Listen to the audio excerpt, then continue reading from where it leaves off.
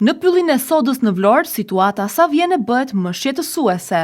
10 pisha të rëna nga faktorët natyror apo të prerarishtazi vijojnë të mbeten të shpërndara në teren, pa u larguar dhe pa u menaxhuar siç duhet.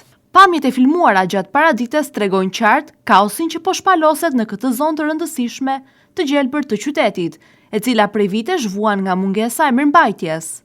Aksioni nisur prej muajsh për pastrimin e pyllit nga pishat e rrëzuara duket se është lënë përgjysmë edhe pse sipas planifikimeve, puna duhej të kishte përfunduar brenda muajit dhjetor. Projekti parashikonte largimin e të gjitha pemëve të kalbura dhe të dëmtuara, të cilat prej kohësh përbëjnë rrezik potencial për shëtitësit dhe zonën në tërësi.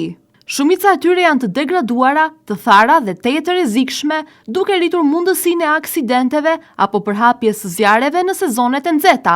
Problematika është thelluar edhe më shumë ditët e fundit, kur në zonën ku kalon linja e tensionit të lartë, u ndërmorën prerje të reja të disa pishave me argumentin e parandalimit të rrezikut të zjarrit. Megjithatë, edhe këto trungje e deg janë lënë në pyll, pa u hequr dhe pa u trajtuar sipas standardeve të sigurisë. Kështu, pishave të rrëzuara nga natyra ushtohen edhe ato të prera nga ndërhyrja njerëzore, duke krijuar një kaos të vërtet të materialeve drusore të shpërndara kudo.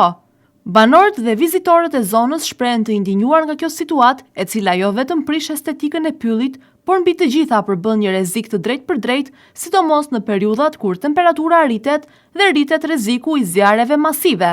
Ndërsa institucionet përgjegjëse ende nuk kanë një sqarim të plotë për ndërprerjen e punimeve, kërkohet marrja e masave urgjente dhe përfundimi menjëhershëm i pastrimit të zonës, për të rikthyer sigurinë dhe normalitetin në këtë hapësirë të rëndësishme natyrore.